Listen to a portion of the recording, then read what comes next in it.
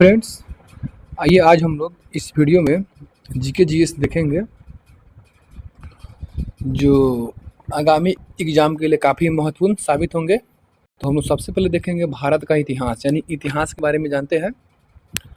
तो चलते हैं पहले क्वेश्चन की ओर। पहला क्वेश्चन कर रहा है कि भारतीय उपमहाद्वीप में लोहे का प्रयोग कब शुरू हुआ। यानी भारतीय उपमहाद्वीप में लोहे का प्रयोग कब शुरू हुआ। तो देखिएगा, इसका राइट आंसर होगा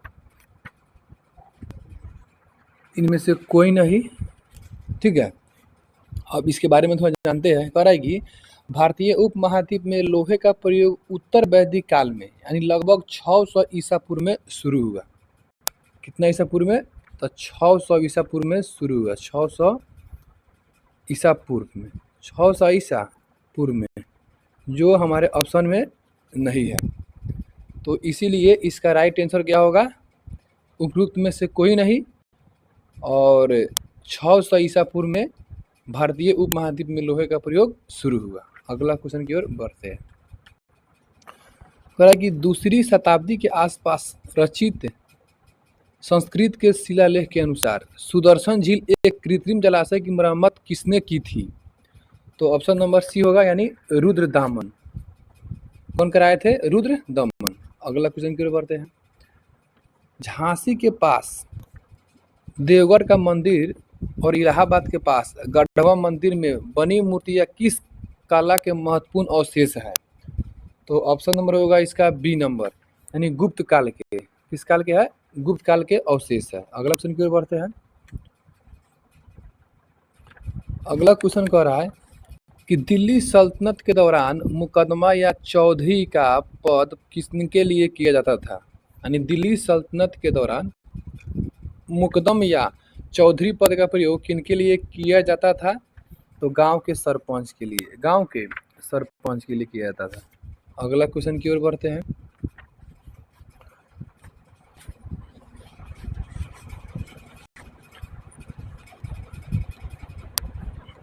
कह रहा है कि तबकात ए नासरी, जिसे कभी कभी अब्दुल फजल के अकबरनामा से अधिक विश्वसनीय माना जाता था, किसके द्वारा लिखा गया था? तबकात ए नासरी किसके द्वारा लिखा गया था? तो Nizamuddin Ahmad, option number B, Nizamuddin Ahmad के द्वारा लिखा जाता था। निजामुद्दीन अहमद के द्वारा। अगला क्वेश्चन की ओर बढ़ते हैं।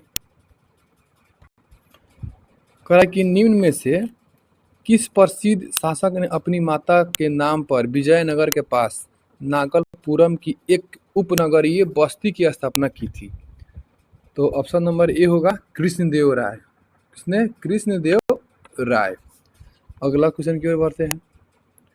कह रहा है कि निम्नलिखित में से किस युद्ध में मुख्य विरोधियों का सही उल्लेख नहीं किया गया है?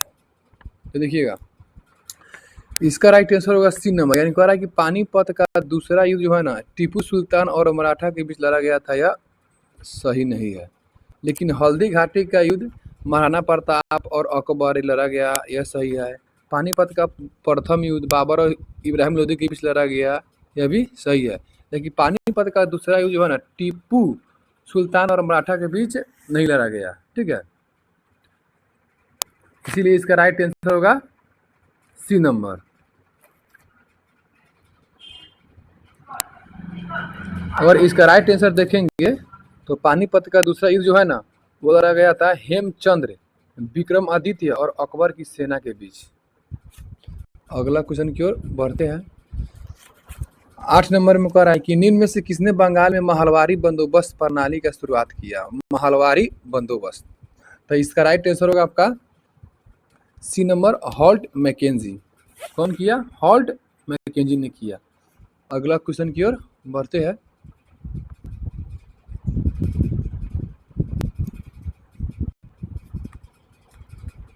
अगला क्वेश्चन कह रहा है, देखिएगा, 19वीं शताब्दी के अंत में इतिहास के अध्ययन ने भारत में राष्ट्रीयता की भावना उत्पन्न करने में किस प्रकार सहायता की थी?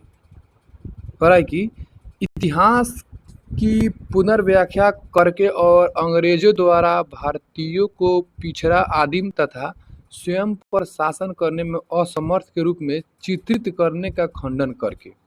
यानी ऑप्शन नंबर बी इसका राइट आंसर होगा। अगला क्वेश्चन कह रहा है, देखिएगा, कह रहा है कि प्रथम बार संघर्ष के तरीकों के रूप में स्वदेशी एवं बहिष्कार किसके द्वारा अपनाए गए थे? तो ऑप्शन नंबर सी बंगाल विभाजन में। यानी कह रहा है कि प्रथम बार संघर्ष के तरीके के रूप में स्वदेशी एवं बहिष्कार किसके द्वारा अपनाए गए थे? तब बंगाल विभाजन के दौरान, जो 1905 में हुआ था। अगला क्वेश्चन की ओर बढ़ते हैं। 1906 में आयोजित भारतीय राष्ट्रीय कांग्रेस INC के कलकत्ता अधिवेशन में भारत के लिए स्वराज का झंडा किसके द्वारा फहराया गया था? तो स्वराज का झंडा जो है दादा भाई नौरोजी के द्वारा फहराया गया था, ऑप्शन नंबर सी। अगला क्वेश्चन की ओर बढ़ते हैं। अबुल कलाम आजाद के द्वारा किस समाचार पत्र को संपादित किया गया था? तो ऑप्शन नंबर सी अल हिलाल। अल हिलाल किसके द्वारा संपादित किया गया था? तो अबुल कलाम आजाद के द्वारा। अगला क्वेश्चन की ओर बढ़ते हैं। पर है कि एक सन्यासी जो फिजी में एक गिरमिटिया मजदूर के रूप में कार्य करने के बाद उस जिले में अपनी पीठ पर तुलसीदास रामायण की एक प्रति लेकर आया था, जिससे वह ग्रामीण श्रोताओं को छंद सुनाता था। यहाँ जिस किसान नेता का वर्णन है वो कौन है? तो वह है बाबा रामचंद्र। कौन है? बाबा रामचंद्र। ऑप्शन नंबर ए बाबा रामचंद्र।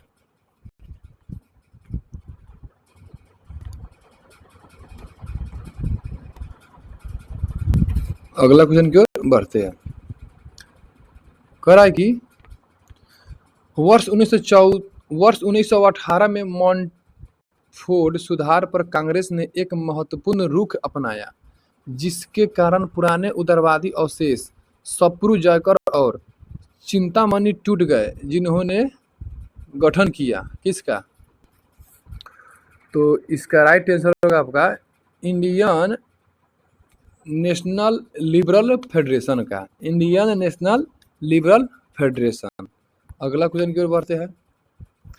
अगला क्वेश्चन कह रहा है कि नगरों में असहयोग आंदोलन के संबंध में निम्नलिखित में से कौन सा कथन सही नहीं है?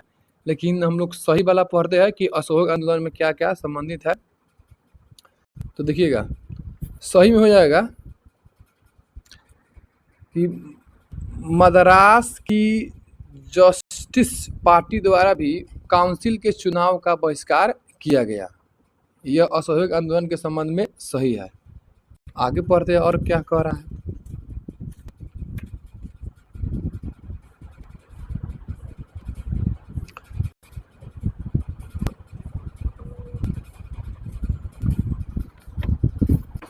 आगे कह रहा है, देखिएगा, कि हजारों छात्रों ने सरकारी नियंत्रण वाले स्कूलों को छोड़ दिया। अब प्राध्यापक यानी प्रधानाध्यापक और शिक्षक ने इस्तीफा दे दिया और वकीलों ने अपनी प्रैक्टिस छोड़ दी। तो यह भी सही है, ठीक है। लेकिन हम जो बताए हैं, देखिएगा पीछे यहाँ पर जो ऑप्शन दिया हुआ है, ऑप्शन यानी कह रहा है कि यह आंदोलन में केवल उच्च जातियों और अमीरों ने भाग लिया, यह गलत है। उसके बाद कह रहा है कि मद्रास की जस्टिस पार्टी द्वारा भी काउंसिल के चुनावों का बहिष्कार किया गया, यह भी गलत है। यानी इसमें कह रहा है कि कौन सही नहीं है, तो इसीलिए इसका राइट आंसर होगा ए नंबर। यानी ए नंबर में क्या कह रहा है? 1 और 2। अगला क्वेश्चन की ओर बढ़ते हैं।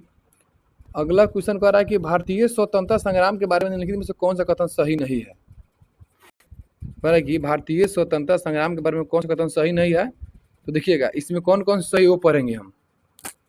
कह रहा है कि चौरा चौरी कांड के कारण गांधी जी असहयोग आंदोलन से पीछे हट गए, यह बिल्कुल सही है।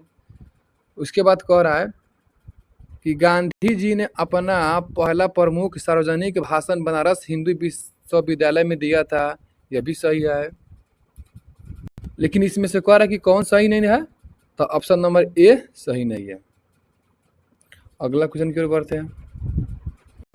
कह रहा है कि ऑल इंडिया हरिजन संघ की स्थापना 1932 में किसके द्वारा किया गया था? तो ऑप्शन नंबर सी महात्मा गांधी के द्वारा किया गया था। अगला क्वेश्चन की ओर बढ़ते हैं। कह रहा है कि वर्ष 1940 में विनोबा भावे ने व्यक्तिगत सत्याग्रह कहाँ से प्रारंभ किया था? तो ऑप्शन नंबर सी यानी पवनार महाराष्ट्र से।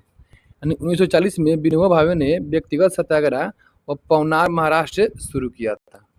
अगला क्वेश्चन की ओर बढ़ते हैं। 1947 को प्रधानमंत्री इटली ने भारत में ब्रिटिश शासन को कब तक वापस लेने की घोषणा की थी? यानी 20 फरवरी 1947 को प्रधानमंत्री इटली ने भारत से ब्रिटिश शासन को कब तक वापस लेने की घोषणा की थी? इन्होंने कहे थे कि हम भारत को जो है ना, भारत को जून 1948 तक क्या कर देंगे, आज़ाद कर देंगे, लेकिन ऐसा नहीं हुआ। यानी जून 1948 और आखिरकार भारत जो है 15 अगस्त 1947 को आज़ाद हो गया। अगला क्वेश्चन की ओर बढ़ते हैं। अगला क्वेश्चन कह रहा है कि कैबिनेट मिशन निम्नलिखित में से किसके द्वारा भारत भेजा गया था? यानी कैबिनेट मिशन जो है ना, भारत में किसके द्वारा भेजा गया था? तो इसका राइट आंसर होगा डी नंबर। अब देखते हैं कि डी नंबर में क्या है। कह रहा है कि उपयुक्त में से एक से अधिक। ठीक है, यानी कैबिनेट मिशन जो है, तब ब्रिटिश प्रधानमंत्री क्लीमेंट एटली ने ब्रिटिश भारत से भारतीय नेताओं को शक्तियों के हस्तांतरण के लिए भारत में भेजा गया था। ठीक है, उसके बाद जिसका कार्य भारत में सत्ता के हस्तांतरण के लिए एक संवैधानिक व्यवस्था तैयार करना था और एक राष्ट्रीय सरकार की स्थापना करना था। उसके बाद देखिएगा, कह रहा है कि कैबिनेट मिशन जो है ना, तो 16 मई 1946 को कैबिनेट मिशन और वर्साय लॉर्ड वेवेल द्वारा दिया गया बयान था, जिसने भारतीय राजनीतिक दलों और प्रतिनिधियों के समझौते पर नहीं आने के मद्देनजर भारत के संवैधानिक भविष्य के संबंध में प्रस्ताव शामिल थे। कह रहा है कि कैबिनेट मिशन ने पाकिस्तान की मांग को अस्वीकार कर दिया। यानी कैबिनेट मिशन क्या कर दिया? पाकिस्तान की मांग को अस्वीकार कर दिया। इन्होंने इसे अव्यवहारिक बताया क्योंकि इससे सांप्रदायिकता की समस्या का समाधान नहीं हो सकता है। यानी उपयुक्त में से एक से अधिक सही है। अगला क्वेश्चन की ओर बढ़ते हैं। कह रहा है कि निम्न में से किसने वर्ष 1947 में भारत और पाकिस्तान के बीच अंतर्राष्ट्रीय सीमा रेखा खींचने के लिए स्थापित किए गए 2 सीमाओं आयोग का नेतृत्व किया था? तो इसका राइट आंसर होगा आपका ए नंबर, यानी सिरिल रेडक्लिफ। यानी भारत और पाकिस्तान के बीच कौन सा सीमा रेखा है? तो रेडक्लिफ रेखा है। अगला क्वेश्चन की ओर बढ़ते हैं।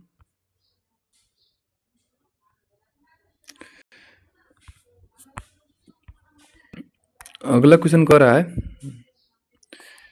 कि स्वतंत्रता संग्राम के दौरान भारतीय राज्यों कश्मीर, निजाम के हैदराबाद, त्रावणकोर आदि जैसे भारतीय शासकों द्वारा शासित राज्यों में एक समानांतर आंदोलन शुरू किया गया था, उसका नाम क्या था? तो ऑप्शन नंबर सी हो जाएगा, यानी प्रजामंडल आंदोलन। प्रजामंडल आंदोलन। अगला क्वेश्चन की ओर बढ़ते हैं। अब देखिएगा, अगला क्वेश्चन जो इसमें दिया हुआ है वह दिया है भारत एवं विश्व का भूगोल के बारे में हम लोग जानेंगे।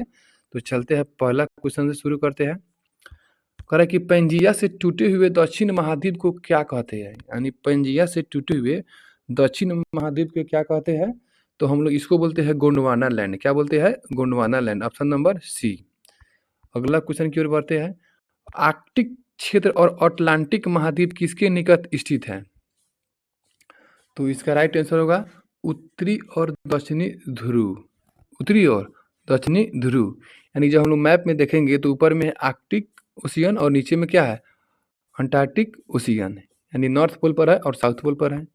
अगला क्वेश्चन की ओर बढ़ते हैं। कह रहा है कि क्षोभ मंडल के निम्नलिखित में से कौन सा कथन सत्य है? यानी क्षोभ मंडल के बारे में कौन कौन कथन मतलब क्या है? तो सत्य है। तो देखिएगा, कह रहा है कि इसकी औसत ऊंचाई 13 किलोमीटर है। यह बात सही है। इसकी ऊंचाई 13 किलोमीटर है, यह बात सही है। इसीलिए इसका राइट आंसर क्या होगा? ए नंबर होगा। अगला क्वेश्चन की ओर बढ़ते हैं। कोपेन के वर्गीकरण योजना के अनुसार उत्तर प्रदेश और बिहार किस प्रकार के जलवायु में आते हैं? तो ऑप्शन नंबर इसका होगा बी नंबर, CWG के अंतर्गत आते हैं। CWG के अंतर्गत। अगला क्वेश्चन की ओर बढ़ते हैं। अगला क्वेश्चन कह रहा है कि वातावरण मुख्य रूप से किसके द्वारा गर्म होता है? तो दीर्घ तरंग स्थलीय विकिरण के कारण, दीर्घ तरंग और स्थलीय विकिरण के कारण। अगला क्वेश्चन की ओर बढ़ते हैं। कह रहा है कि म्यांमार के साथ भारत के किन राज्यों की सीमाएं लगती है? तो म्यांमार के साथ जो है ना, वो भारत की सीमा जो है अरुणाचल प्रदेश, नागालैंड, मणिपुर और मिजोरम लगती है। अगला क्वेश्चन की ओर बढ़ते हैं। कह रहा है कि ग्रीष्म ऋतु के अंत में पूर्व मानसून वर्षा होती है, जो केरल और कर्नाटक के तटीय क्षेत्रों में एक सामान्य घटना है। इसे स्थानीय रूप से किस नाम से जाना जाता है? तो हम लोग इसको बोलते हैं मैंगो सावर्स। क्या बोलते हैं? Mango showers. अगला क्वेश्चन की ओर बढ़ते हैं। अगला क्वेश्चन कह रहा है कि भारत में निम्नलिखित में से कौन सी नदी घाटी कोयले के भंडार से समृद्ध है? तो ऑप्शन नंबर हो जाएगा डी, यानी सोन नदी घाटी कोयले के भंडार से क्या है? समृद्ध है। अगला क्वेश्चन की ओर बढ़ते हैं। भारत की क्षेत्रीय सीमा तट से कितने समुद्री मील किलोमीटर तक समुद्र की ओर विस्तृत है? तो इसका राइट आंसर होगा आपका सी नंबर, यानी 12 समुद्री मील, जो लगभग 1.9 किलोमीटर है। अगला क्वेश्चन की ओर बढ़ते हैं। निम्नलिखित में से कौन सा विश्व में प्रचारित वन्य जीव अभियान है, जिसे 1973 में शुरू किया गया था? तो प्रोजेक्ट टाइगर को क्या किया गया था? 1973 में शुरू किया गया था। वही पूछेगा। हाथी परियोजना तो 1992 में आया। उसके बाद महिला अधिकार 1992 में आया। पुरुष अधिकार 1993 में आया। अगला क्वेश्चन की ओर बढ़ते हैं। और अगला क्वेश्चन जो है, भारत संविधान, राज्य व्यवस्था और शासन से है। तो चलते हैं पहले क्वेश्चन की ओर। क्या कह रहा है इसमें? कह रहा है कि भारत में जिला स्तर पर उपभोक्ता विवाद निवारण के संदर्भ में कौन सा कथन सही नहीं है, लेकिन हम लोग इस देखेंगे कि सही कौन कौन से है। ठीक है।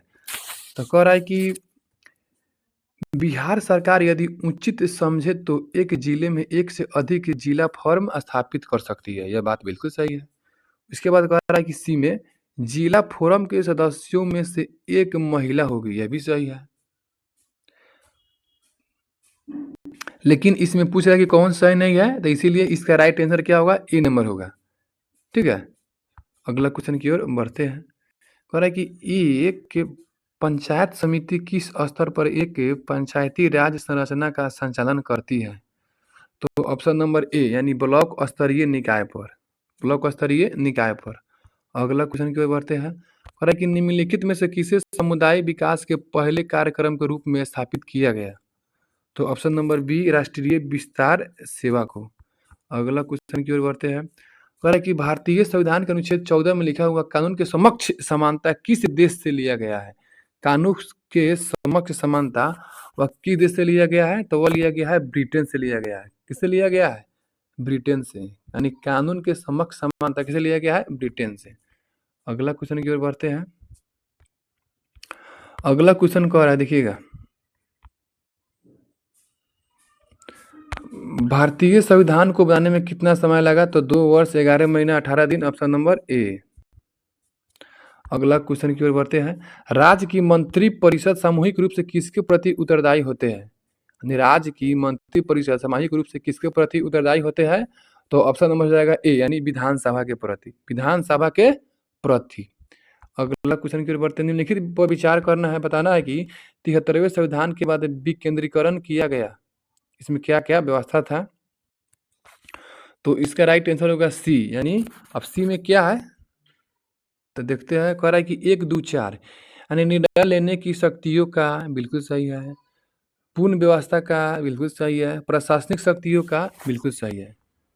अगला क्वेश्चन की ओर बढ़ते हैं। राज्यसभा के प्रतिनिधि में शामिल क्या क्या होते हैं? यानी राज्यसभा के प्रतिनिधि में शामिल क्या क्या होते हैं?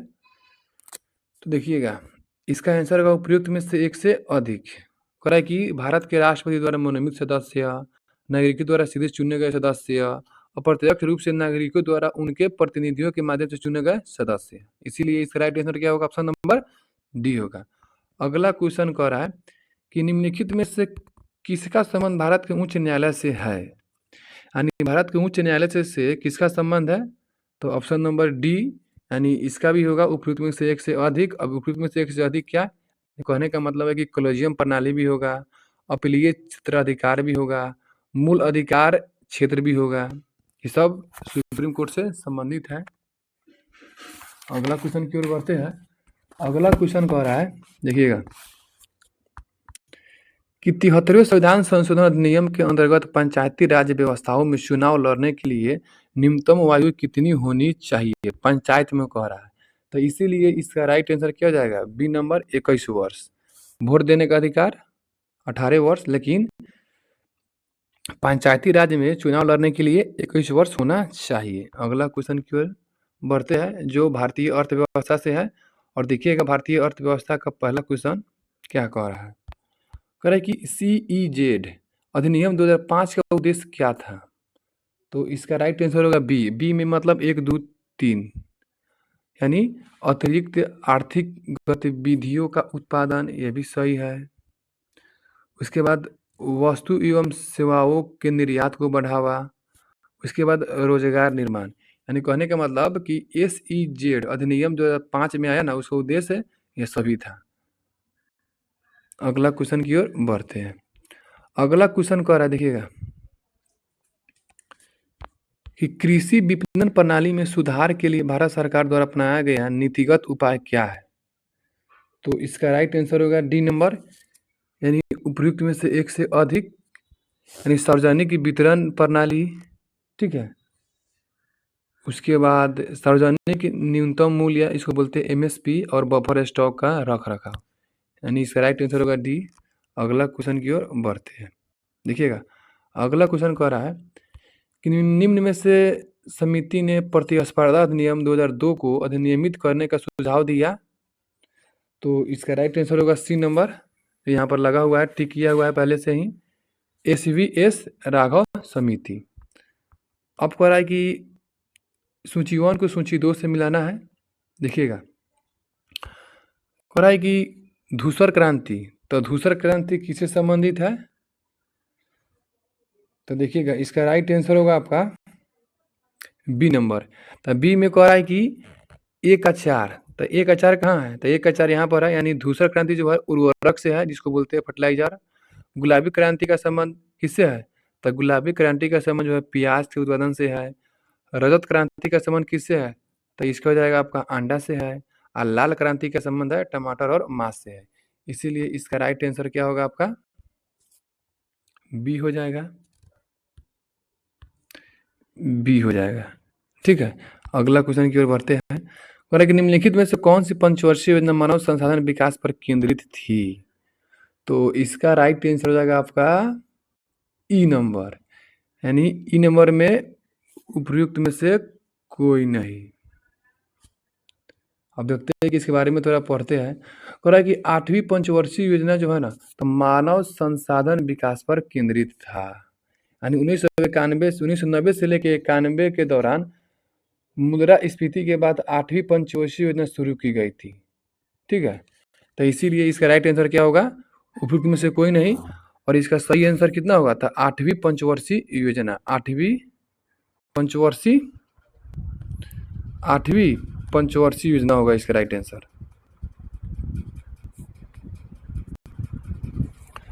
8वीं पंचवर्षीय योजना होगा इसका राइट आंसर, ठीक है। अगला क्वेश्चन की ओर बढ़ते हैं। कह रहा है कि भारत के निम्नलिखित में से किस राज्य ने अप्रैल से सितंबर 2022 के दौरान उच्चतम प्रत्यक्ष विदेशी निवेश FDI इक्विटी के रूप में प्रदान किया, यानी प्राप्त किया।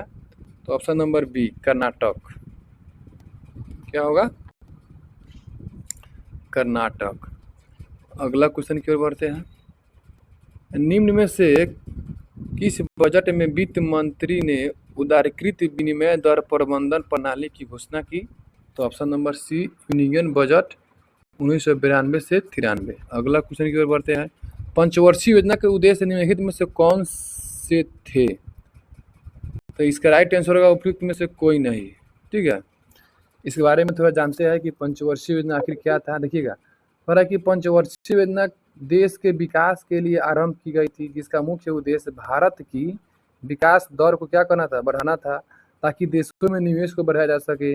इसके अतिरिक्त सामाजिक न्याय, गरीबी हटाना, पूर्ण रोजगार, आधुनिकीकरण इत्यादि इसके उद्देश्य थे। कह रहा है कि पंचवर्षीय योजना का जो है ना संचालन जो है 15 मार्च 1950 को भारतीय योजना आयोग का गठन किया गया। देखिएगा, और इसका नाम बदल कर नीति आयोग रख दिया गया। कब?